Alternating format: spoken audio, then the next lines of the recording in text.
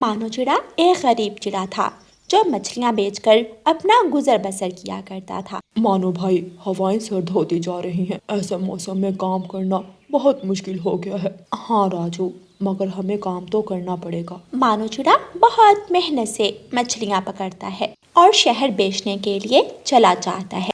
अम्मा, मुझे बहुत भूख लगी हुई है, खाना कब बनेगा? गुड़िया बेटी, तुम्हारे पापा भी आते होंगे, वो तुम्हारे लिए कुछ ना कुछ ज़रूर खाने को ले आएंगे। कुछ देर बाद मानो चिड़ा घर आ जाता है। मानो चिड़े के हाथ में थोड़ा सा आटा था।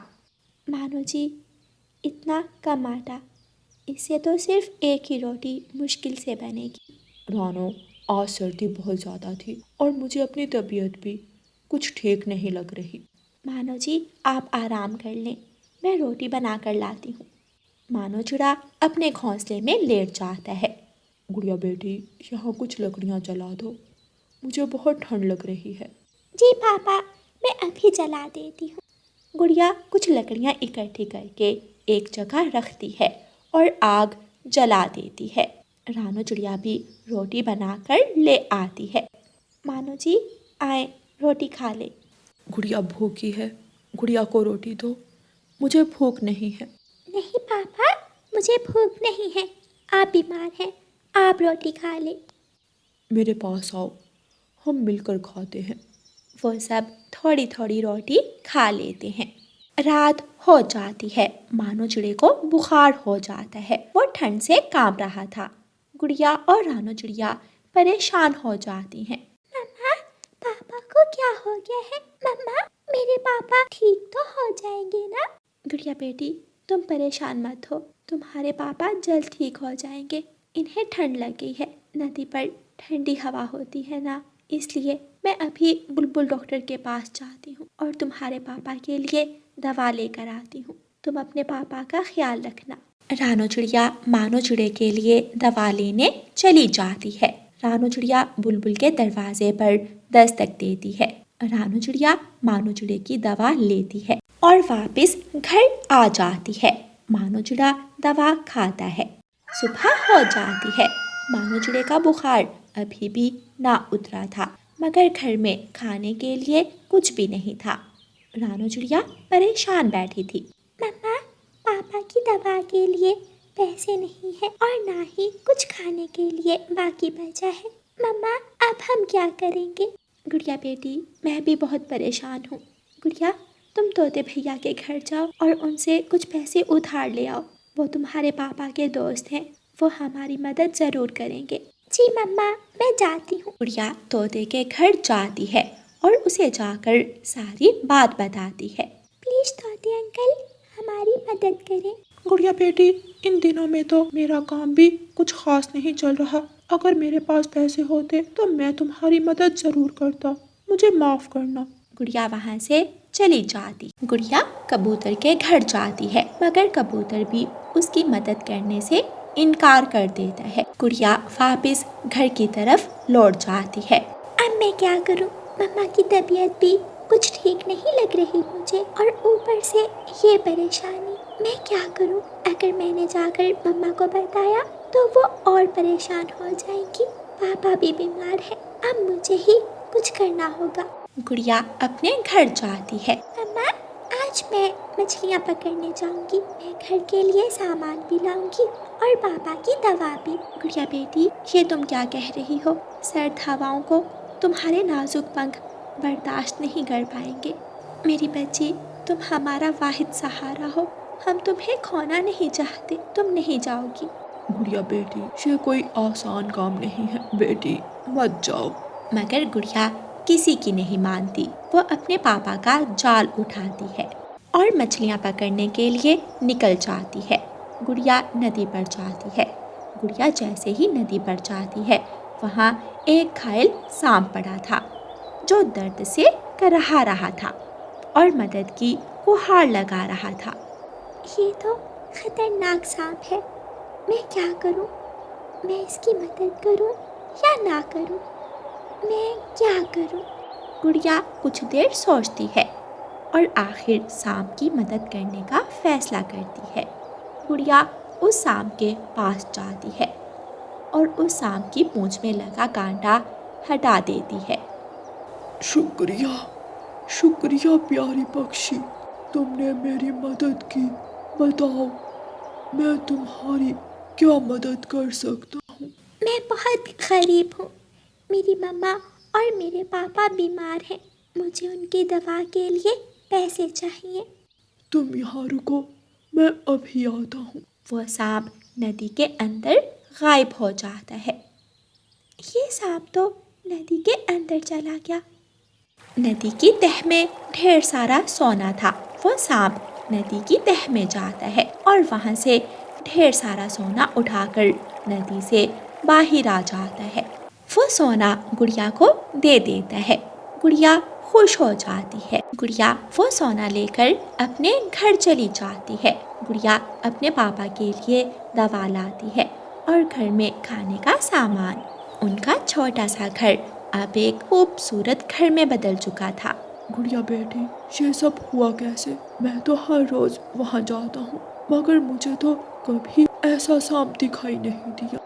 मेरी बेटी बहुत बहादुर है। फिर गुड़िया अपने जंगल के सभी गरीब पक्षियों को घर बनवा कर देती है और हर ज़रूरतमंद पक्षी की ज़रूरत पूरी करती है और जंगल में एक खूबसूरत पार्क बनाती है जिसमें बच्चे खुशी खुशी खेलते हैं और गुड़िया खुश होकर उन्हें देख रही थी। प्यारे दोस्तों, इस कहानी को लाइक, अपने दोस्तों के साथ शेयर और चैनल को सब्सक्राइब करना बिल्कुल मत भूलना।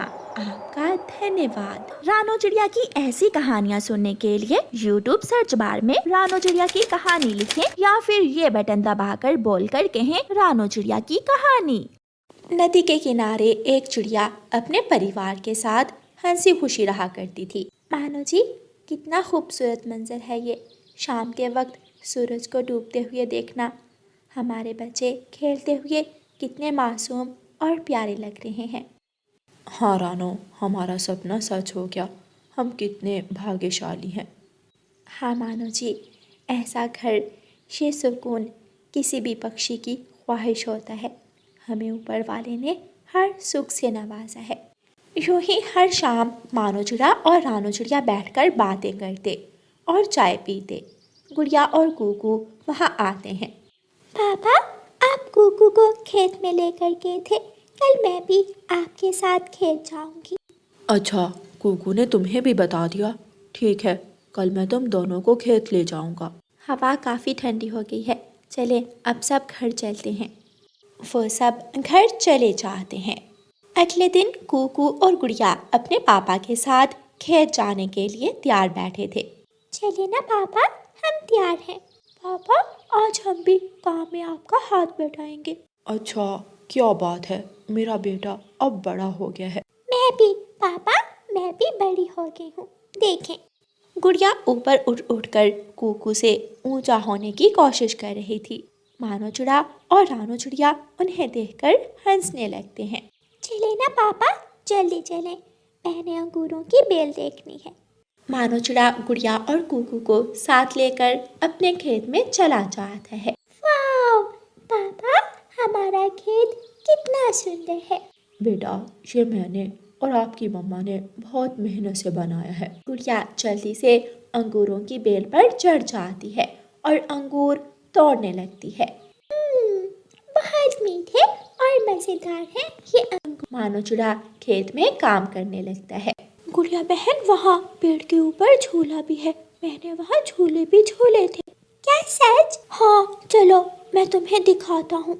कूकू गुड़िया को दूसरी तरफ ले जाता है। वो देखो। भाई, क्या तुम मुझे झूले दोगे? मैं ऊपर बैठती हूँ। फिर बाद में तुमने मुझे भी देने हैं झूले। हम बारी बारी झूले लेते हैं। हाँ ठीक है। गुड़िया झूला झूलने लगती है। वो दोनों सारा दिन वहाँ खेलते हैं। शाम हो जाती है। वो फलों की टोकरी उठाते हैं और अपने घर वापस चले जाते हैं। यूं ही दिन गुजरते गए। एक दिन मानो चिड़िया को तेज बुखार हो जाता है। गुड़िया कूकू, आप दोनों अपने पापा का ख्याल रखना, मैं अभी आती हूँ। मम्मा, आप कहाँ जा रही हैं? मैं बुलबुल डॉक्टर को लेने जा रही हूँ। बुलबुल डॉक्टर आपके पापा को दवा देगी और वो जल्द ठीक हो जाएंगे। रानो चिड़िया बुलबुल डॉक्टर के पास चली जाती है। रानो चिड़िया बुलबुल डॉक्टर से दवा लेती है और वापस अपने घर चली जाती है। मानो जी उठें और ये दवा पी लें, आप ठीक हो जाएं। मानो चिड़ा उठता है और दवा पी लेता है। खाने के लिए तो कुछ भी नहीं है घर में। मम्मा, मैं खेत से जाकर कुछ फल और सब्जियां ले आता हूँ। तुम अकेले जाओगे? नहीं कुकू बेटा, मेरा दिल नहीं मानता। मम्मा, पापा कहते हैं मैं अब बड़ा हो गया हूँ, मैं जल्दी आ जाऊँगा। मम्मा, मैं भी कुकू भाई के साथ जाऊंगी, हम जल्दी आ जाएंगे। जाने दो इन्हें, ये अब खेत का रास्ता अच्छे से जानते हैं, आ जाएंगे। ठीक है, चले जाओ, मगर जल्दी लौट आना और इधर उधर मत जाना, सीधा खेत जाना और खेत से घर। ओके? ओके मम्मा। गुड़िया और कुकू टोकरियाँ उठाते हैं और अपने खेत की तरफ चले जाते हैं। गुड़िया फल तोड़ती है और कुकू सब्जियाँ तोड़ने लगता है। कुकू भाई चलो थोड़ी देर झूले लेते हैं। गुड़िया, मम्मा ने कहा था जल्दी घर आना। बस थोड़ी देर, बस एक झूला। गुड़िया झूला झूलने लगती है। अचानक काले बादल छा जाते हैं और तेज हवा चलने लगती है। गुड़िया बहन, मौसम खराब हो रहा है, हमें जल्दी घर जाना चाहिए। कुछ नहीं होता कुकू भाई, बस एक झूला और। गुड़िया झूले लेती है। तेज हवा चल रही थी।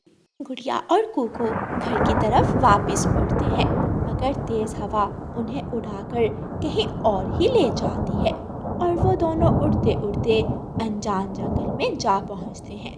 गुड़िया रोने लगती है। भाई, ये हम कहाँ आ गए हैं? ये हमारा जंगल तो नहीं है। मैंने कहा था ना वापस चलते हैं, मगर तुमने मेरी बात नहीं मानी। मैंने मम्मा की बात नहीं मानी, इसलिए हमारे साथ ऐसा हुआ। टीचर ने बताया था जो बच्चे अपने मम्मा पापा का कहना नहीं मानते वो मुसीबत में फंस जाते हैं। अब चुप हो जाओ गुड़िया, हम इन झाड़ियों में छुप जाते हैं। अगर किसी शिकारी पक्षी ने हमें देख लिया तो वो हमें खा जाएगा। गुड़िया और कुकू डरे हुए झाड़ियों में छुपकर बैठ जाते हैं। रात हो गई है और बारिश भी होने लगी है। ना जाने बच्चे अभी तक क्यों नहीं आए। मानो जी, मैंने कहा था कि उन्हें ना जाने दें। रानो चलो, हम जाकर उन्हें ढूंढते हैं, हो सकता है वो हवा में उड़ ना पा रहे हों। मगर आपकी तबीयत? मैं अब ठीक हूँ, तुम मेरी फिक्र मत करो। रानो चिड़िया और मानो चिड़ा अपने बच्चों को ढूंढने अपने घर से निकलते हैं। भाई कुकू, ये आवाज़ कैसी है? कोई शिकारी हमें खा जाएगा? जब गुड़िया बहन, ये उल्लू की आवाज़ है। उल्लू रात को जागते हैं, तो फिक्र मत करो, हमें कुछ नहीं होगा। मम्मा पापा हमें ज़रूर ढूंढ लेंगे। कुकू भी डर रहा था, मगर वो अपनी बहन को हिम्मत दे रहा था। कुछ देर बाद रानो चिड़िया और मानो चिड़ा उन्हें ढूंढते हुए वहाँ आ जाते हैं। कुकू, गुड़िया, कहाँ हो तुम? गुड़िया, कुकू। कुकू बेटा, कहाँ हो? गुड़िया। मम्मा पापा, भाई, मम्मा पापा आ गए। गुड़िया और कुकू जल्दी से झाड़ियों से बाहर आते हैं। मम्मा पापा, हम यहाँ हैं। गुड़िया की आंखों में आंसू थे। वो दोनों अपने मम्मा पापा के गले लग जाते हैं। मम्मा, मैं बहुत डर गई थी, मुझे लगा मैं दोबारा आपको नहीं मिलूंगी। मेरी बच्ची, चलो जल्दी घर चलें।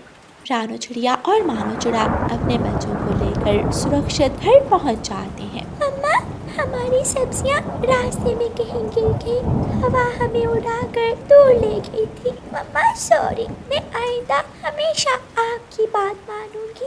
अगर मैंने आपकी बात मानी होती तो हम इस मुश्किल में ना पड़ते। कुछ आलू पड़े हैं, मैं आपको पकोड़े बना कर देती हूँ। रानो चिड़िया पकोड़े बनाती है और वो सब मज़े मज़े से पकोड़े खाते हैं और मौसम का आनंद लेते हैं।